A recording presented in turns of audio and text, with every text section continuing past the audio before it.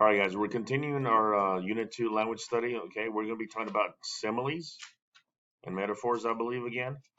And we're going to be working on pages 36 and 30, no, 38 and 39. Okay, 38 and 39. But before we do that, let's go ahead and um, watch this.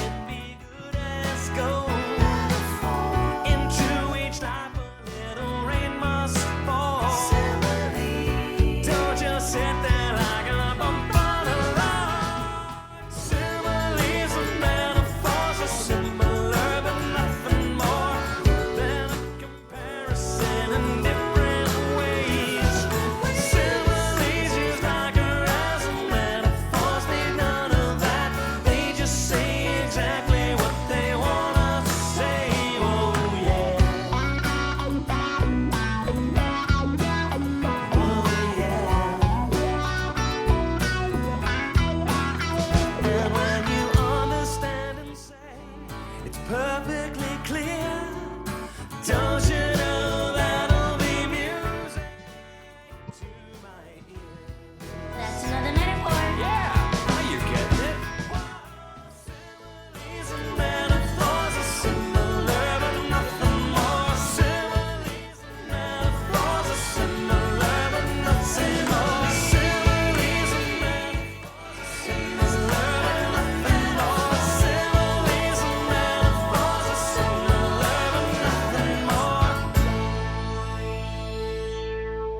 Similes and Metaphors at Grammar Songs by Melissa.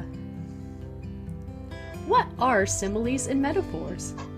More importantly, how can understanding similes and metaphors help me when I read, speak, listen, and write?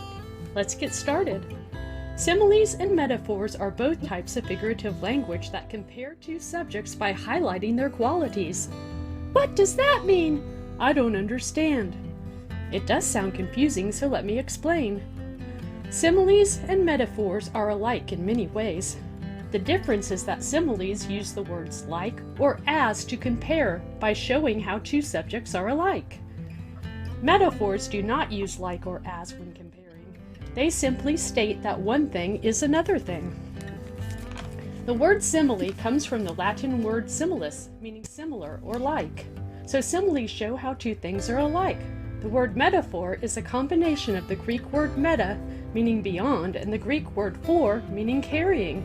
So to understand a metaphor, you must carry its meaning beyond the words you see.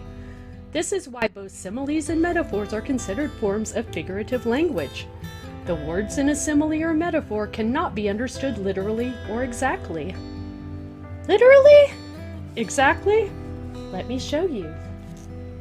Here is an example of a simile. She was as angry as a rattlesnake, ready to strike. The girl is being compared to a rattlesnake. The word as is the clue that lets the reader know this is a simile. The quality being compared is their anger. But since a girl is not exactly or literally a rattlesnake, the author is using figurative language to express the quality being shared, their anger. The girl was an angry rattlesnake ready to strike would be an example of a metaphor. Just as in a simile, the girl is being compared to a rattlesnake. The quality being compared, again, is anger.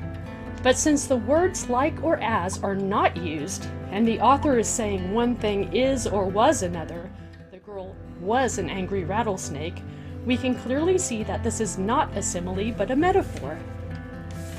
So similes and metaphors are both examples of figurative language because the subjects or objects aren't literally the same, but their qualities are similar when you compare them. Yes, the girl showed anger and the snake showed anger, but a girl isn't really a snake, and a snake isn't really a human girl.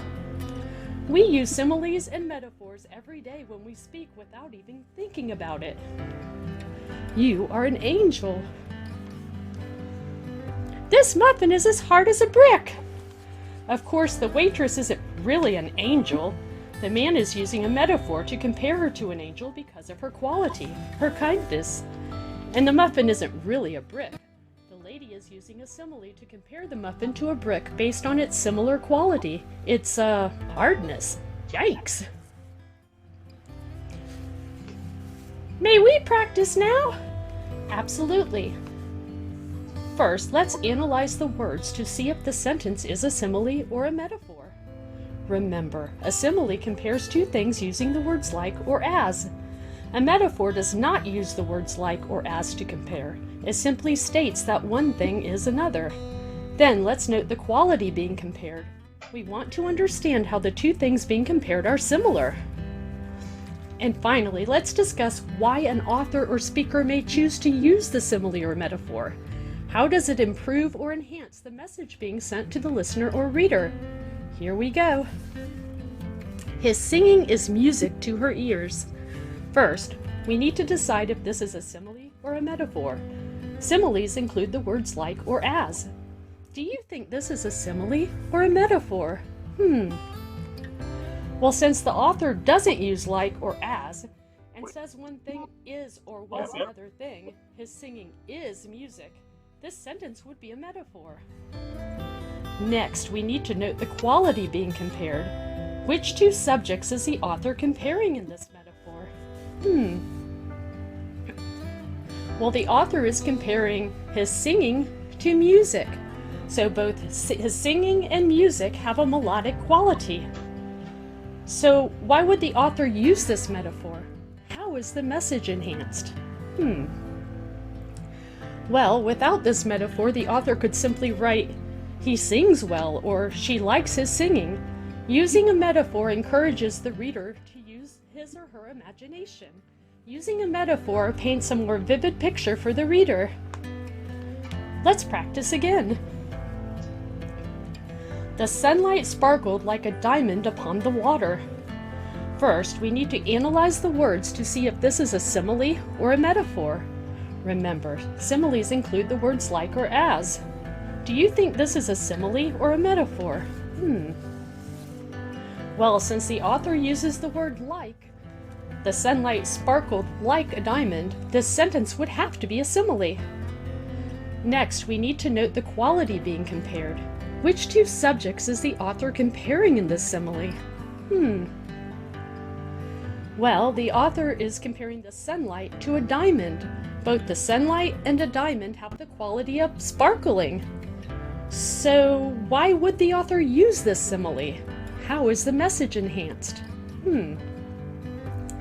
Well, without this simile, the author could simply write, "The sunlight sparkled," or "The sun was bright."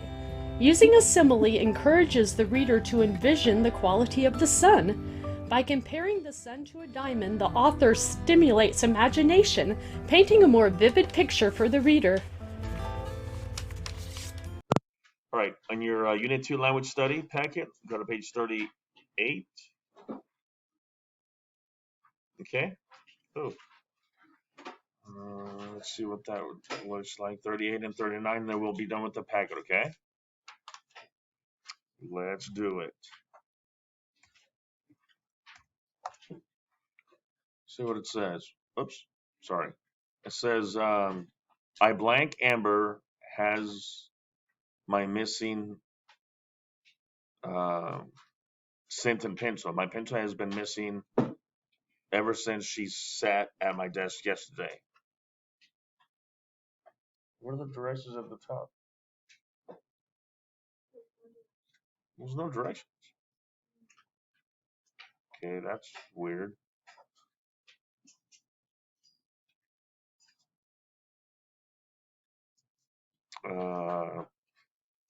I wonder. I bet Amber has my missing. I bet. You know what? Scratch that part. Okay.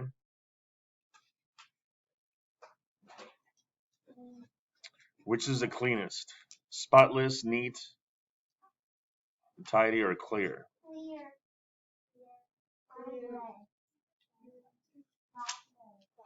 Probably spotless, right? Something could be clear and still be dirty, though, right? Which contains the most force? A bump, a push, a shove, or a nudge? Yeah, shove. Okay. Okay, we're 7, 8, and 9, and 10, guys. Follow along. Which is the loudest?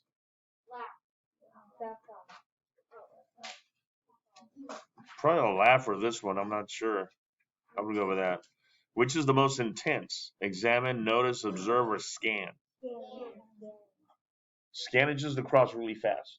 Like he scanned the area. Okay, but when you're examining, you're really looking closer carefully. I would go with exam. Okay, he examined the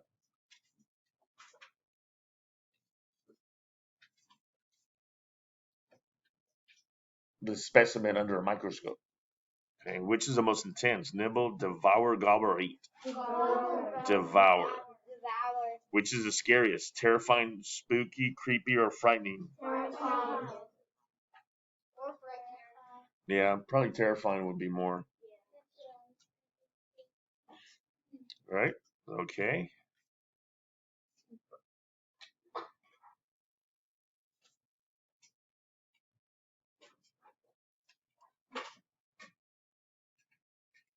So my hair was a little wet because it rained for a short time as I was walking to school. Another word for rain. Poured, drizzled, sprinkled, or flooded. So the hair's just a little wet, right? Just a little wet though. If it poured, it would be really wet. Okay. Sprinkled or maybe drizzled, maybe something like maybe I don't know. You might go out like, oh, I don't want my hair to get all messed up. I just permed it. When the nurse gave me my shot, ouch, that hurts already. It felt it felt a little like a pinch, but it didn't hurt much at all. Okay, agonizing, uncomfortable. Okay, it said it didn't hurt very much though. Probably uncomfortable.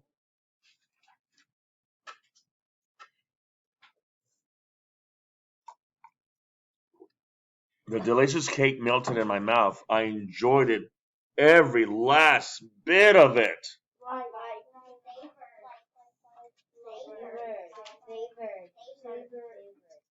Okay, it's like me when I'm eating Chipotle. I savor every last bit of it. Okay, and I liked it. Oh, I liked it. It was okay. Okay, and then I had the flu last week, and I felt horrible all week long. I would go with miserable. It's not like, I mean, you can always have the flu but not be in pain. Okay, but it's like when you have the flu, you just don't want to do anything at all.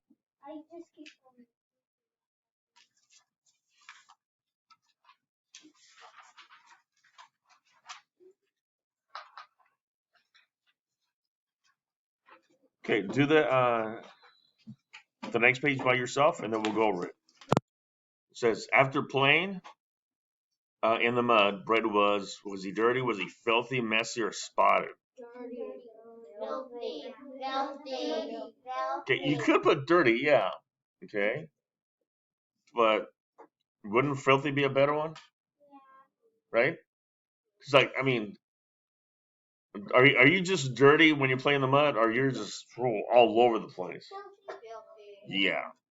Sarah blanked her mom to buy her a candy bar at the grocery store. Instead of getting a candy bar, though, she got scolded for her behavior. Okay? Urged, begged, asked, told. So first of all, you don't tell your parents what to do. Okay? Begged. Sarah begged her mom to buy it. Probably. Then her mom got tired of them and annoyed. I'm like, no, I'm not buying you candy. You get some already during Halloween. The baseball blanked towards the shortstop, but it was moving so fast and wildly that Micah wasn't ready to catch it. Move. I want to say probably this one right here. Sail is just going like this. Choo. Okay. Whoops. Okay. Sail is just like going from like an arch. Okay. Like sail like that. Okay. Rolled, obviously, you know, with that, like rolling the ball, right? It went pretty fast though. See, I probably would go with this. When I showed the story problem to my older sister, she was blank for a few seconds, but then she figured it out. Confused. Puzzled. Prep. She was stumped for a few seconds. Yes, so is baffled, and so is stumped. I would go with confused. Yeah, I would go with confused. Sorry.